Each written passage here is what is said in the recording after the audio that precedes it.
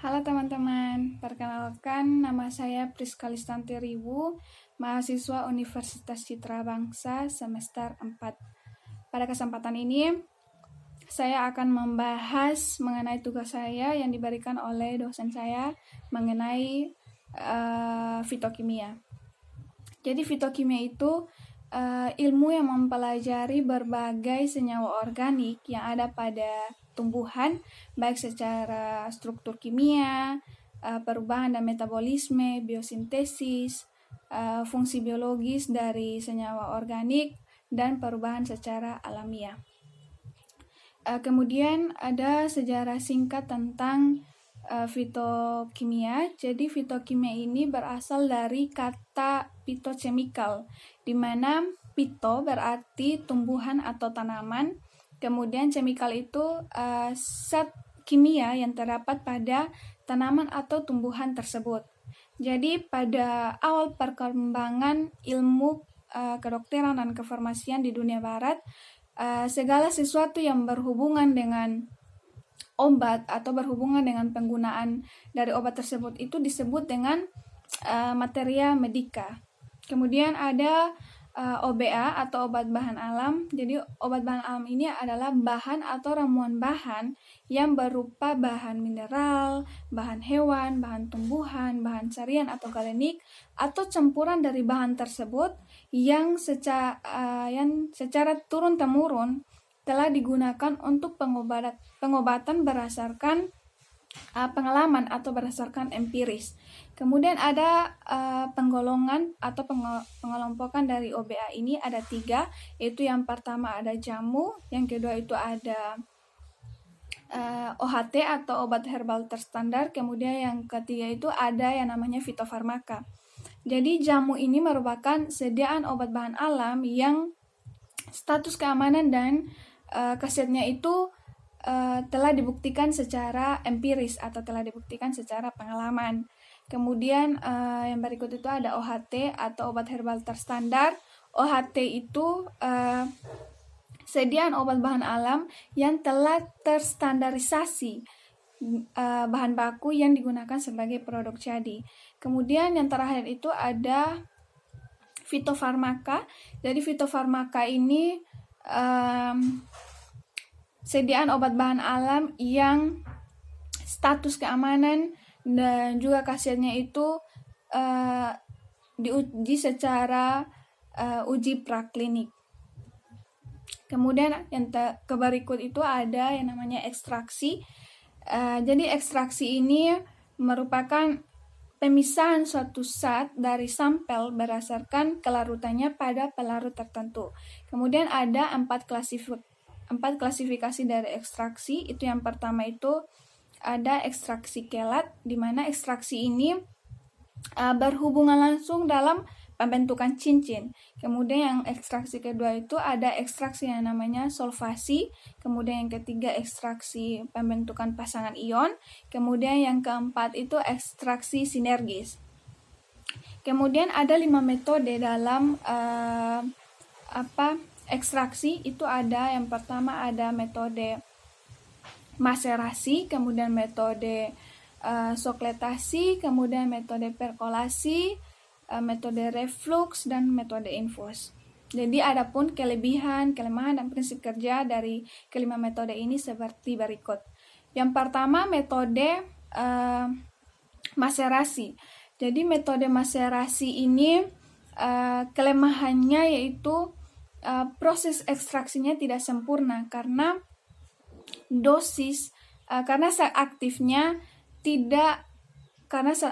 hanya dapat diekstrak sebesar 50% saja. Kemudian yang berikut itu kelemahannya itu prosesnya lama dan dibutuhkan waktu beberapa hari.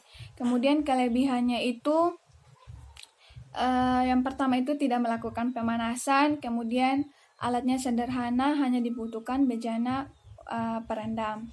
Lalu prinsip kerjanya, jadi proses ekstraksi simplicia ini menggunakan pelarut dan juga beberapa kali metode pengadukan pada suhu ruangan. Kemudian yang kedua itu ada metode sokletasi. Jadi sokletasi ini kelemahannya itu yang pertama itu jumlah bahannya terbatas, hanya 30-50 gram saja. Kemudian kelemahannya itu menggunakan energi listrik. Kemudian kelebihannya itu yang pertama jumlah sampel yang digunakan itu sedikit, kemudian jumlah pelarut yang dibutuhkan itu sedikit. Kemudian sampel yang diekstraksi itu sempurna karena dilakukan berulang-ulang kali. Kemudian prinsip dari metode sokletasi ini yaitu penyaringan atau ekstraksinya itu selalu menggunakan pelarut yang selalu baru. Kemudian metode yang ketiga itu ada metode perkolasi. Kelemahan dari metode perkolasi ini yaitu cair penyaringnya lebih banyak. Kemudian kelebihannya itu tidak terjadi kejenuhan. Kemudian prinsip kerja dari metode perkolasi ini, jadi cara penyaringannya dilakukan dengan menyari cairan penyari melalui simplicia serbuk yang telah dibasahi atau yang sudah dibasahi. Kemudian metode yang keempat itu metode reflux. Jadi metode reflux ini kelemahannya itu butuh volume total pelarut yang besar. Kemudian kelemahannya itu digunakan untuk mengekstraksi sampel-sampel yang memiliki tekstur yang kasar. Kemudian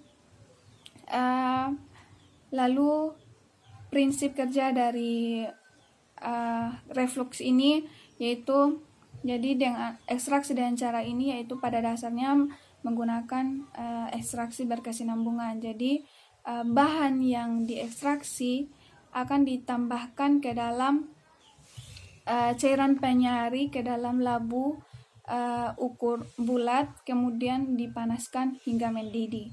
Kemudian metode yang terakhir itu ada metode infus.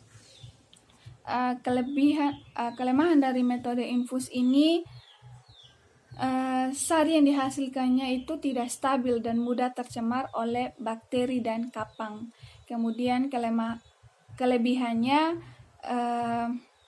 biayanya murah, kemudian peralatannya sederhana, kemudian dapat menyaring simplicia dengan pelarut air dalam waktu yang singkat.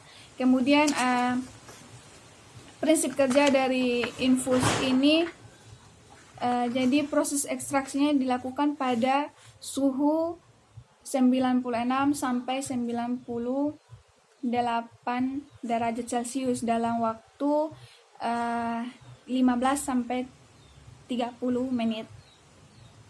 Kemudian ada yang namanya ekstraksi cair-cair dan ekstraksi berkesinambungan. Jadi ekstraksi cair ini dibedakan berdasarkan bentuk campuran yang diekstraksi. Kemudian sedangkan ekstraksi berkesinambungan itu dibedakan berdasarkan proses pelaksanaannya. Jadi mungkin sampai di sini yang bisa saya sampaikan kepada teman-teman mengenai materi fitokimia, dan akhir kata dari saya di mana bumi sedang dilanda oleh wabah virus corona. Oleh sebab itu saya menghimbau kepada teman-teman dan juga saya sendiri untuk bagaimana kita mencegah virus corona ini dengan kita harus sering cuci tangan, dan juga jika teman-teman berpergian keluar untuk membeli sesuatu, teman-teman harus memakai masker dan juga jaga jarak terhadap sesama kita, dan juga tetap jaga kesehatan. Mungkin itu yang bisa saya sampaikan. Terima kasih.